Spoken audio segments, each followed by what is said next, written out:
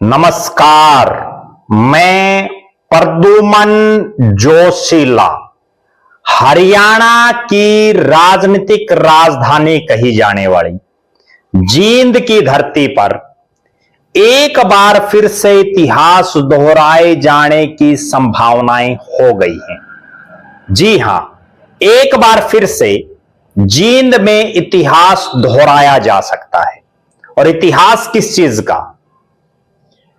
जींद में जिला प्रमुख को लेकर के एक बार फिर से कशमकश शुरू होने वाली है। जिला प्रमुख का पद यानी जिला परिषद चेयरमैन या चेयरपर्सन जिसको कहते हैं, उसका पद अपने आप में एक बहुत बड़ी जिम्मेदारी का पद। और इस पद को लेकर के एक बार फिर से जींद जिले के ग्रामीण अंचल में सुगबुगाहट शुरू हो गई है। जिला परिषद का चेयरमैन का जब चुनाव हुआ तो उस समय एक जेजेपी समर्थित प्रत्याशी चुनावी मैदान में थी, क्योंकि उस समय जजपा सत्ता में साझीदार थी, और एक निर्दलीय थे जिनको भारतीय जनता पार्टी का समर्थन प्राप्त था। एक वोट से जेजेपी की प्रत्याशी चुनाव जीत गई और वो चेयरमैन बढ़ गए। भले ही एक वोट से चुनाव तो जेजेपी प्रत्याशी जीत गई, लेकिन उसके बाद से ही उनकी कुर्सी पर लगातार डावाडोल का खतरा मंडरा रहा है।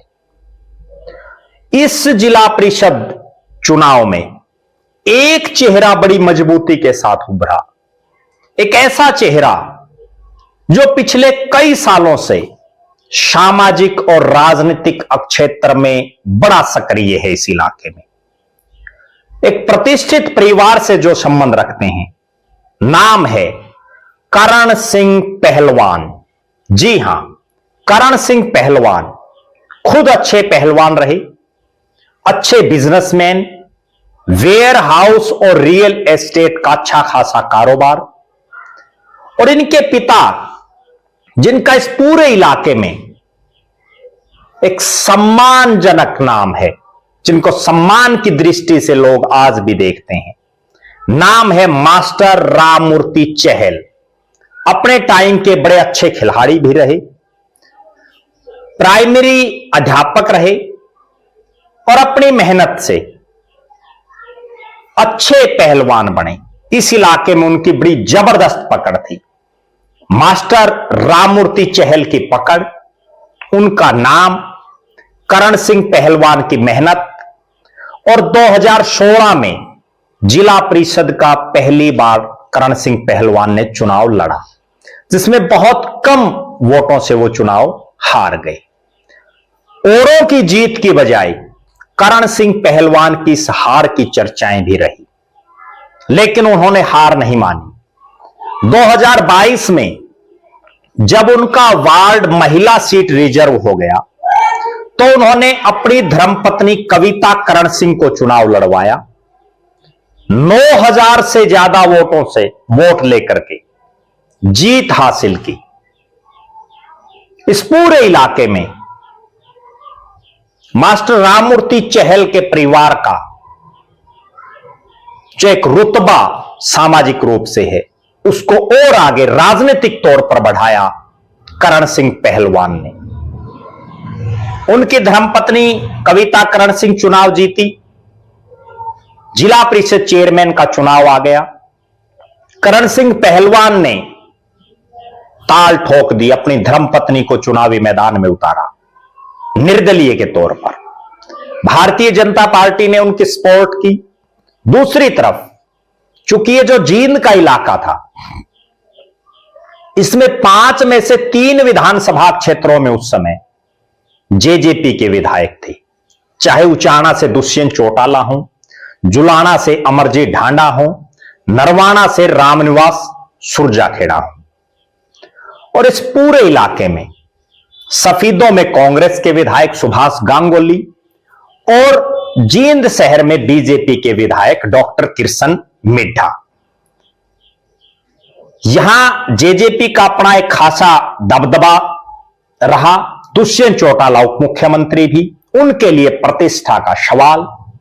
और इस जिला परिषद चेयरमैन का चुनाव लड़ने के लिए उन्होंने अपनी ही पार्टी के कार्यकर्ता, जिनकी धर्मपत्नी जिला परिषद की सदस्य थी, उनको चुनावी मैदान में उतारा और पुरजोर दमखम लगाया जेजेपी ने। उसके बावजूद करण सिंह पहलवान ने बहुमत के लिए जरूरी पार्षदों को जुटाया, अपनी बस में उन पार्षदों को बैठाया। जब वोटिंग हो रही थी उससे पहले बस में उनके पास बहुमत के लायक पार्षद मौजूद थे, लेकिन एक पार्षद के द्वारा क्रॉस वोट कर दिया गया, जो सरासर धोखा हो गया।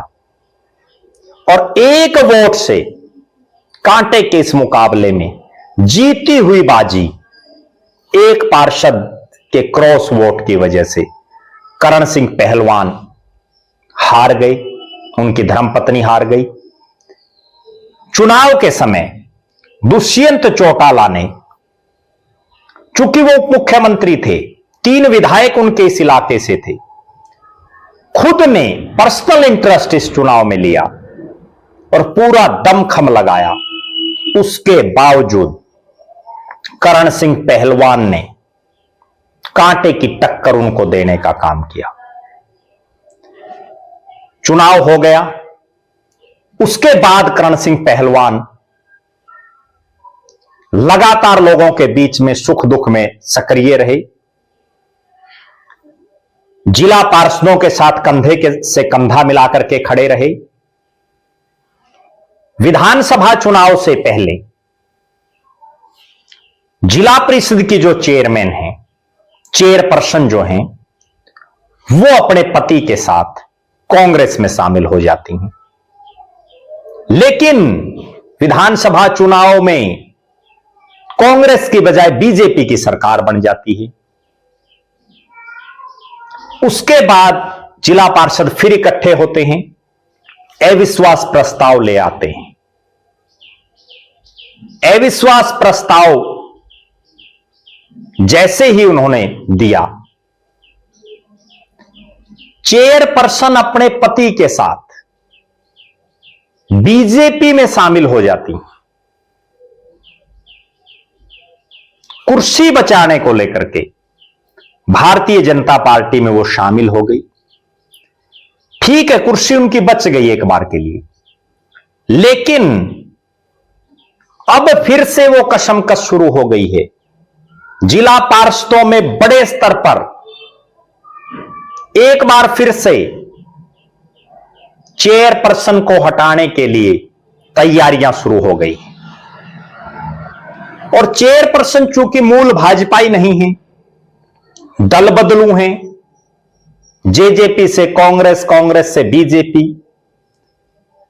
और जिस तरह से उन्होंने एकाएक बीजेपी ज्वाइन की, उस समय भी तरह तरह की चर्चाएं चली थी।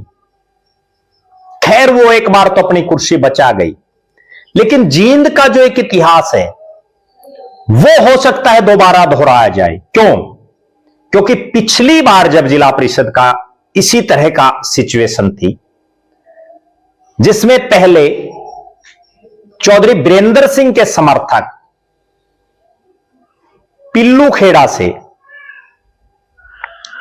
पद्मा सिंगला चेयरपर्सन बन गई, और जो उस समय हारे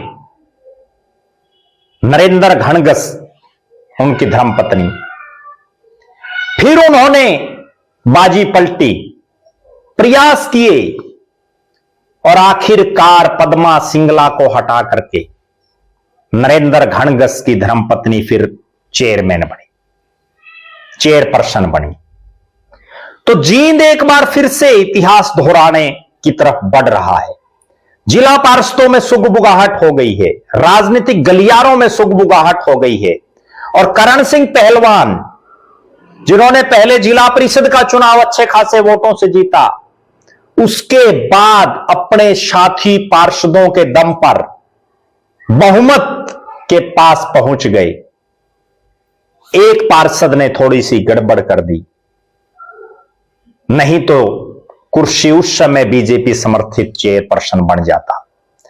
अब भारतीय जनता पार्टी को अगर दल बदलू की बजाय अपने किसी विश्वसनीय पर दांव खेलना है, तो उसमें एक बार फिर से करण सिंह पहलवान की जो धर्मपत्नी है कविता देवी, उनका नाम सबसे आगे दिख रहा है। राजनीतिक गलियारों में चर्चाएं हैं। हमारी नजरें जींद जिला परिषद के इस चुनाव, चेयरमैन के इस चुनाव पर रहेंगी, चेयरपर्सन के इस चुनाव पर रहेंगी। आपकी नजर में आप क्या मानते हैं? करण सिंह पहलवान को लेकर के आपकी क्या राय है? करण सिंह पहलवान क्या इस बाजी को इस बार पलट देंगे? क्या जींद दोबारा से अपना इतिहास दोहराएगा? जिला प्रमुख को लेकर के जो कशमकश चल रही है, क्या उसमें इस बार बाजी पलट जाएगी? इस पर अपनी बेबाक राय कमेंट के माध्यम से जरूर बताएं। हमारी नजरें इस जिला परिषद चेयरपर्सन को लेकर के जो उठापटक दिखाई दे रही है, उस पर लगातार बनी रहेगी। हर अपडेट से हम आपको रूबरू करवाते रहेंगे। हम आपको बताएंगे कि किस जिला पार्षद में है दम जो पलट सकता है सारी बाजी। बहुत बहुत धन्यवाद।